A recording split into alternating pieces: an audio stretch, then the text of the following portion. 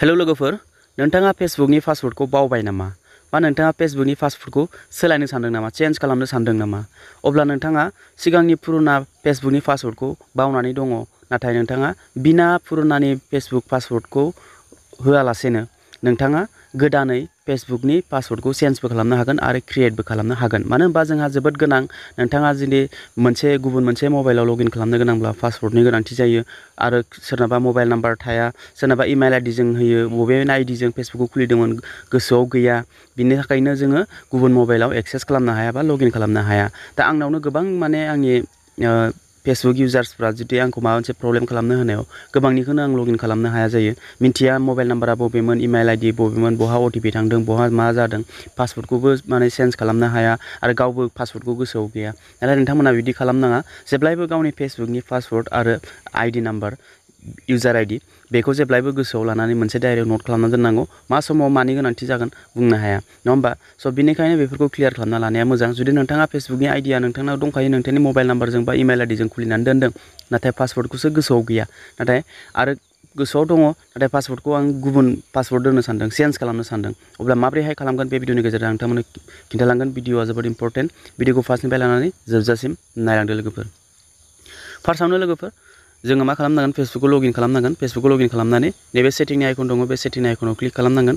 बा नोंथाङा सेटिंनि आइकनाव क्लिक खालामालासिनोबाबो गाहायाव नैबेयाव सेटिं अर प्राइभेसि नुगोन, बेयाव क्लिक खालामबानो जाबाय। बिनिफ्राय आरो नैबेयाव मोनसे सेटिंनि अपसन नुबावगोन, सेटिंआव क्लिक खालामदो। अब्ला सेटिंआव क्लिक खालामनायनि उनाव नैबेयाव दं पासवर्ड एन्ड सिकिउरिटि, बेयाव नोंथाङा क्लिक खालामनांगोन। बेयाव क्लिक खालामनानै अब्ला नैबेहाय दङ गाहायाव एकाउन्ट सेटिं, बिनि गाहायाव दं पासवर्ड एन्ड सिकिउरिटि, बेयाव नोंथाङा क्लिक खालामनांगोन। बेयाव क्लिक खालामनानै नैबेयाव दा अपसन मोनगोन, change password, two factors authentication, save login, ओमफ्राय नैबेयाव बेफोरबायदि पासकि बेफोरबायदि मोनगोन। स' नोंथाङा दा पासवर्डखौ सोलायनो सानदों, नङा होमबा?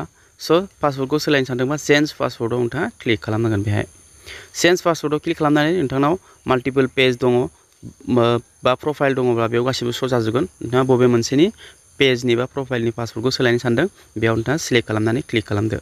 बेयाव आं प्रफाइलखौ सोलायगोन। स' लोगोफोर नैबेयाव दा चेन्ज पासवर्ड बेयाव ओंखारफैबाय। बेयाव नोंथाङा जेब्लायबो मोनसे स्ट्रं केरेक्टार नोंथाङा लागायनांगोन। अके, स' नैबेयाव कारेन्ट पासवर्ड, ओमफ्राय new password, retype new password बेफोरबायदि फैदों। दा नोंथाङा कारेन्ट पासवर्ड, दा सिगां मा पासवर्ड दंमोन बेखौ नोंथाङा गोसोआव गैया। अके, जुदि गोसोआव दङब्ला बेयाव कारेन्ट पासवर्ड होनानै नैबेयाव पासवर्ड मा होनो सानदों बेयाव होनानै नैबेयाव रिटाइप पासवर्ड, गोदान पासवर्डखौ होनानै नोंथाङा चेन्ज खालामनो हायो। नाथाय दा सिगांनि पुराना पासवर्डखौनो गोसोआव गैयाब्ला नोंथाङा मा खालामनांगोन, नैबे फरगट इउर पासवर्डआव नोंथाङा क्लिक खालामनांगोन। अके, जुदि नोंथाङा सोलायनो सानदों, सिगांनि पासवर्डखौबो गोसोआव दङ, अब्ला फार्स्टआव नोंथाङा नैबेयाव सिगांनि पासवर्डखौ होदो, ओमफ्राय नैबेयाव गोदान पासवर्डखौ मा होनो सानदों बेखौ होदो, ओमफ्राय आरो नैबेयाव गोदानखौ रिटाइप खालामनानै नोंथाङा नैबे चेन्ज पासवर्डआव क्लिक खालामब्लानो बेयो चेन्ज जागोन। नाथाय दा पुराना पासवर्डखौनो नोंथाङा गोसोआव गैया, अब्ला नोंथाङा मा खालामनांगोन, नैबेयाव फरगट इउर पासवर्डआव क्लिक खालामनांगोन। अके, फरगट इउर पासवर्डआव क्लिक खालामोब्ला नोंथांनि इमेल आइडि बा मबाइल नाम्बार, जिखुनु बबे आइडिजों नोंथाङा फेसबुकखौ खुलिदोंमोन, क्रिएट खालामदोंमोन, बेयाव गासिबो श' जाजोबगोन। आंना मोनसे इमेल आइडिजों खुलिनाय मोननै मोनथाम इमेल आइडि आं लिंक खालामना दोनजोबखादों, मबाइल नाम्बारा बे मोनसेयानो। जुदि नोंथाङा मबाइल नाम्बारखौ गोसोआव गैयाबा दानो मबाइल नाम्बारखौ सोलायनानै लाखादो। गुबुन मबाइल, मा कारेन्ट नोंथाङा मा मबाइल सालायगासिनो बेखौ नोंथाङा सोलायनानै लाखादो। बेनि सायाव आं भिडिअ बानायखादों, माब्रै नोंथाङा इमेल आइडि बा मबाइल नाम्बारखौ नोंथाङा लिंक खालामगोन फेसबुकजों, बिनि सायाव आं भिडिअ बानायखादों। अके, स' दा बेयाव पासवर्डआ बेयाव अटिपि थांगोन दै, बबेयाव अटिपि थांगोन नोंथांनि गोसो, इमेलाव फाथायहरनो ना वाट्सएपआव फाथायहरनो। स' आं बेयाव वाट्सएपआव क्लिक खालामबाय, कन्टिनिउआव क्लिक खालामनोसै।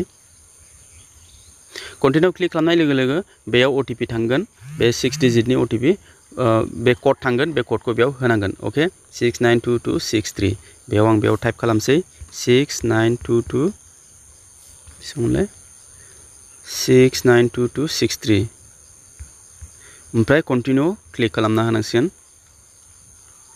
कन्टिनिउ क्लिक खालामनाय लोगो लोगो इन्टार ए निउ पासवर्ड, बेयाव केपचाबो फिल खालामनो फैनो हागौ दै, गोबांनावनो फैया। जुदि फैयोब्ला बेयाव केपचा मोनगोन, बे केपचाखौ नोंथाङा फिल खालामबानो जाबाय। दा बेयाव गोदान पासवर्डखौ क्रिएट खालामनांसिगोन, जेरैहाय हमनानै ला आं खालामनोसै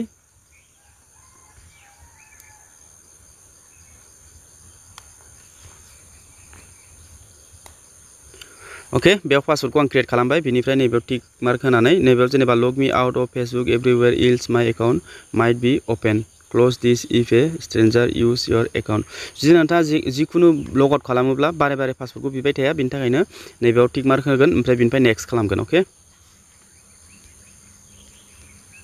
अके बेयाव नेक्स्ट खालामनाय लोगो लोगोनो बे पासवर्डआ माने क्रिएट जाबाय आरोखि गोदान निउ पासवर्डआ अब्ला नोंथांमोना मिथिबाय दा सिगांनि पुराना पासवर्डखौ गोसोआव गैयाब्लाबो माबोरैहाय पासवर्डखौ क्रिएट खालामनो हायो आरो जुदि गोसोआव दङब्ला माबोरैहाय चेन्ज खालामनो हायो बेफोरबायदिनो नोंथाङाबो खालामनानै लानो हागोन अके अब्ला भिडिअआ बेखिनियावनो भिडिअखौ मोजां मोनोबा लाइक खालामदो चेनेलाव फार्स्ट टाइम फैदोंब्ला चेनेलखौ साबस्क्राइब खालामनानै बेलनि अल नटिफिकेसनखौ खालामनानै जाहाथे बेफोरबायदि इनफरमेटिभ भिडिअ नोंथांमोना नुबाय थानो मोनो आरो बे भिडिअखौ फेसबुकआव नायदोंबा पेजखौ फल' खालामना हो भिडिअखौ लाइक खालाम आरो हायोबा शेयार खालामनानै होदो अब्ला लोगो मोनगोन next video tata bye bye and take care